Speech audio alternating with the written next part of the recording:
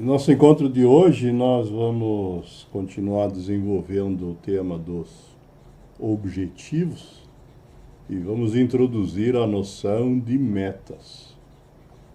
Esse é um tema que, de fato, é um dos temas mais importantes que nós temos para desenvolver aqui no Amor Consciente. E a gente sempre lembra, né, que eles fazem parte do pilar da disciplina. Esse pedacinho aqui extraído da nossa tabela periódica de conceitos, né? Vocês podem ver que objetivos e metas são elementos desse pilar da disciplina. A importância disso, né, é conhecida desde a antiguidade. Sêneca já dizia que a vida sem metas é completamente vazia. Fica algo praticamente sem sentido ou sem significado. Nos encontros passados, nós falamos já intensamente e sob vários ângulos no conceito de objetivo. E precisamos, nesse momento, apenas lembrar o seguinte: para a gente escolher metas, nós temos que ter claro qual que é o nosso objetivo. Porque o objetivo é algo que a gente pode sonhar, desejar, projetar, planejar, mas as ações que a gente vai executar no intuito de alcançar esse objetivo, elas têm que levar a gente para esse destino. Se esse destino não estiver claro, então a gente nunca vai conseguir chegar lá. O Churchill já ensinava que uma das formas da gente conseguir desenvolver isso passa por a gente se basear naquilo que normalmente a gente tem como seres humanos, que nós chamamos de preocupações, né? A gente acaba antecipando coisas que possam vir a acontecer. E o Churchill diz que devemos fazer com que as nossas preocupações antecipadas se transformem em pensamentos e planejamento antecipados.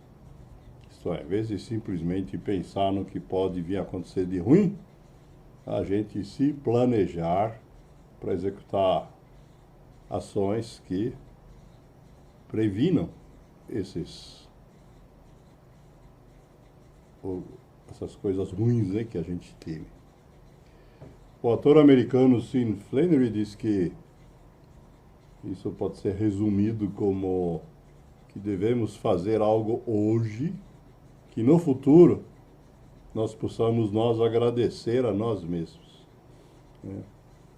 Isto é, aquilo que a gente escolher para fazer tem que ter, de alguma forma, um impacto na gente. Não vale escolher coisas que a gente sabe fazer sem nenhuma dificuldade, do tipo, olha, hoje eu vou respirar. Absurdo, né? Todo mundo que está vivo já aprendeu a fazer isso e não vai ter por que agradecer para isso no futuro. Isto é, na hora de escolher objetivos, nós devemos escolher atitudes que, de fato, gerem algum impacto. Pode ser na gente, pode ser em outras pessoas, mas se não gerar impacto, nós, mesmo atingindo aquilo que a gente imaginou, nós estaremos frustrados, porque não mudou nada, tá certo? A imagem das bolinhas aqui à esquerda, vocês devem conhecer esse brinquedo, né? Ilustra, né, como que o impacto de uma bolinha pode movimentar muitas outras. Essa, então, a principal dica, né, para a gente escolher objetivos. E Dito de outra forma aqui, nas palavras do Paulo Vieira, né? O que a gente precisa, né, permanentemente é sair daquilo que tradicionalmente se chama da zona de conforto, o que alguns chamam também da zona de desconforto. Mas não importa o nome que tenha, né, diz o Paulo Vieira, a única coisa que pode tirar a gente de lá é a ação. É a ação direcionada para suas metas, seus objetivos e teus desejos. E ele complementa dizendo ainda o seguinte: para conseguir sair dessa zona, não precisa ser a melhor ação. Não precisamos ser nem a ação mais acertada, nem a mais eficaz a ser posta em prática. Se na zona que você está não está bom, qualquer movimento que você consiga esboçar vai fazer com que você comece a se afastar dessa situação desagradável. Não é por medo de falhar que a gente deve deixar de tentar, né? Diz o Martin Luther King, que é melhor tentar e falhar do que ficar preocupado pensando se vai conseguir ou não, sem fazer nada, e enquanto isso, ver a vida passar.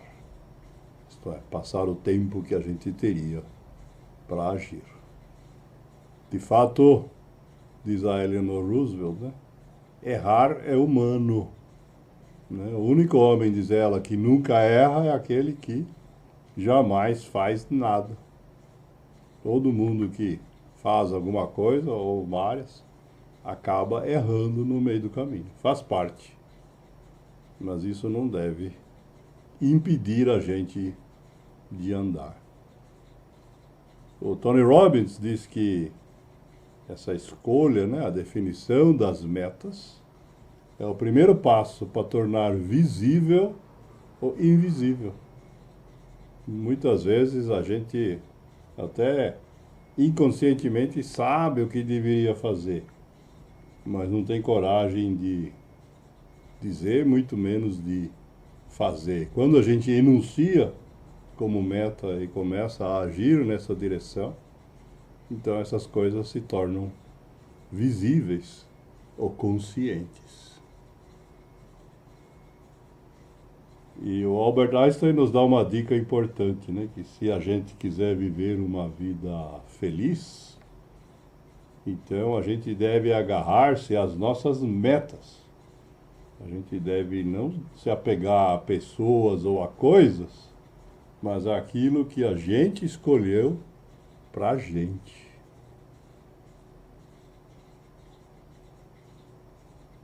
Resumindo, então, a meta é uma pequena ação, um pequeno movimento que nós vamos executar em direção ao objetivo, na velocidade que estiver disponível para a gente.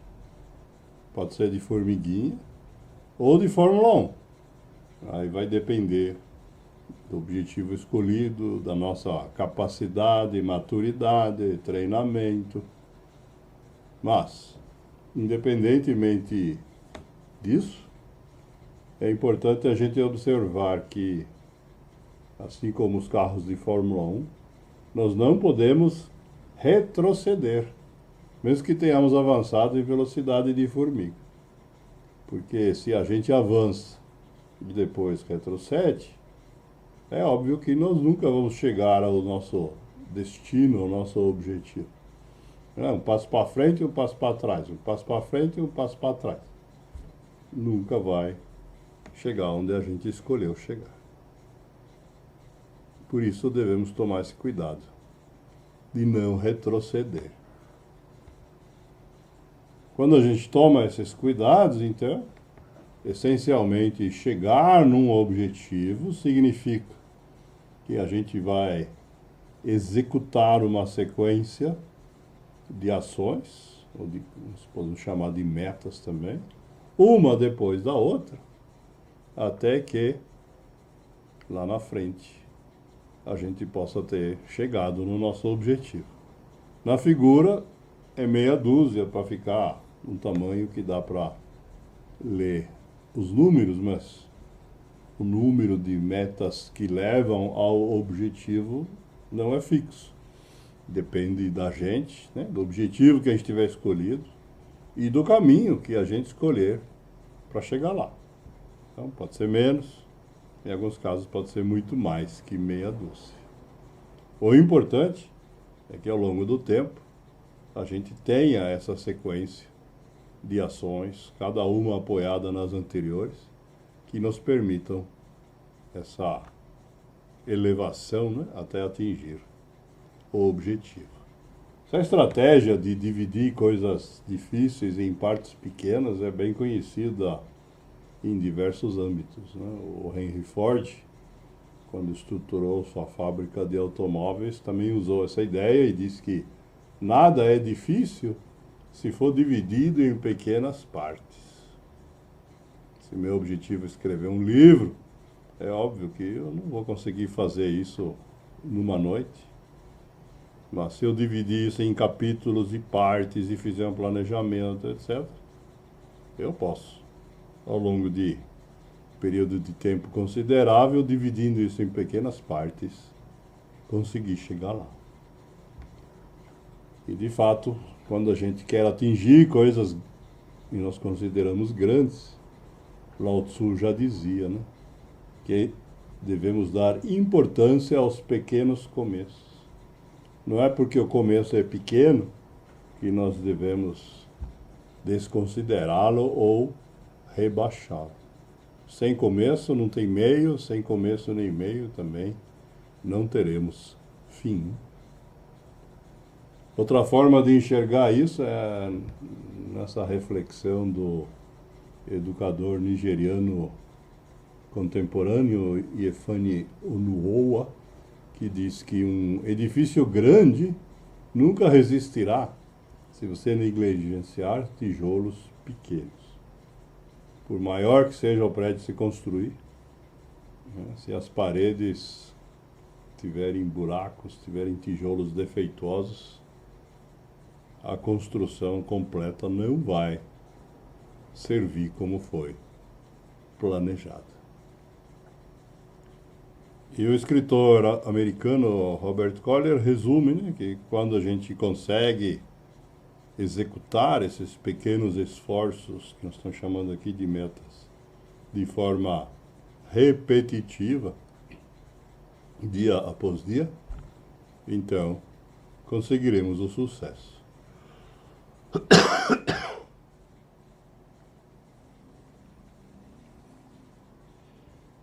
O Augusto Cury nos lembra que nossos maiores problemas não estão nos obstáculos do caminho.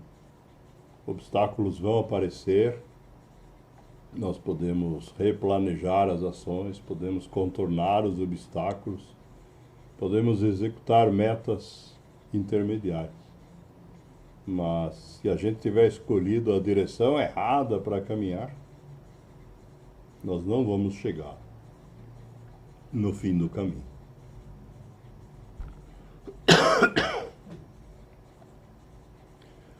Então, Paulo Vieira nos ensina aqui de novo, né, que devemos acordar a cada dia para viver o melhor da nossa vida. Acordar para sermos felizes agora, para realizar as nossas metas mais importantes e as menos importantes também. Afinal, fomos nós que as escolhemos. A importância disso já foi enunciada por Aristóteles, né, na Antiguidade Grega, quando ele diz que o todo é maior do que a simples soma das partes. Às vezes a gente acha esse processo de quebrar em pedaços simplórios, mas não é. A somatória desses pequenos pedaços acaba construindo algo que é maior do que a gente consegue ver.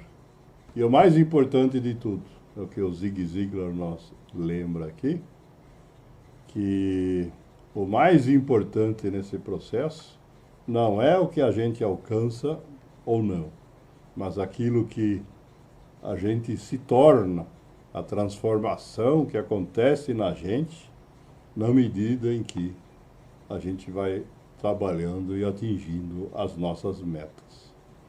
Esse é um exercício de transformação que cada um de nós precisa experimentar. Resumindo, então, as metas têm que estar associadas ao nosso objetivo. Elas têm que ser convergentes com aquilo que a gente escolheu para a gente. E é claro, eu posso me inspirar em exemplos de outras pessoas. Ainda aquilo que eu escolher tem que ser desejado por mim. Porque se eu escolher uma meta que eu não desejo, é óbvio que o boicote vai vir de dentro da gente mesmo. Mais uma dica do Paulo Vieira: não escolha o caminho mais fácil. Muitas pessoas têm esse hábito, né? A lei do mínimo esforço, escolher o caminho mais fácil, que dá menos trabalho, que requer menos esforço. Mas, diz o Paulo Vieira, pessoas de sucesso escolhem o caminho que é melhor para aquele objetivo que você quer atingir, que não necessariamente é o mais fácil. Isso requer, diz o Roberto Chiniachiki, um pouco de audácia e um tanto de preparo. Esses dois ingredientes combinados nos tornam poderosos. E a última dica conceitual aqui hoje, né, é que esse processo de definição das metas, justamente por ser algo que para muitos é novo, pode e deve ser trabalhado com a ajuda do grupo. Às vezes a meta pode não ser tão específica ou tão qualificada como gostaríamos, e outras pessoas do grupo podem nos ajudar, desde que, no momento da partilha, é claro, a gente compartilhe com os demais que estão com a gente qual é o nosso objetivo e qual é a ação que a gente está intentando executar nesse processo de realizar uma meta. Esse é um processo que a gente deve construir com calma. Temos aqui uma reflexão da Eleanor Roosevelt, que diz que nós não devemos nos tornar heróis do dia para a noite. É só um passo de cada vez, tratando cada coisa à medida que surge, vendo que não é tão assustador como parece, e, por último, descobrindo que temos a força para superar.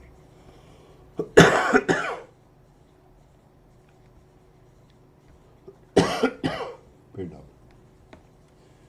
E a última reflexão de hoje, do escritor americano Andy Smithson, que diz que é absolutamente normal e humano que nesse processo a gente tenha um sentimento de ambivalência, isto é, da gente ter sentimentos, opiniões ou pensamentos aparentemente discordantes de forma simultânea enquanto a gente está nesse processo.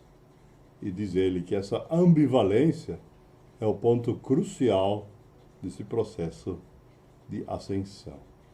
Diz ele, você deve ter uma pequena voz que diz para você, eu faço, e outra que diz, eu não faço, e outra que diz, eu farei, e uma outra, não vou fazer. E aí ele nos lembra que essas vozes aparentemente contraditórias opõem de um lado a apatia, não vou fazer nada, e do outro lado o compromisso, vou fazer. Um deles é fácil, né? Ser apático é muito fácil, mas não gera nenhuma inspiração. Se comprometer com esse movimento, diz ele, requer um momento de esforço sério, mas é o que vai de fato produzir a realização da gente e vai criar novos horizontes para nós.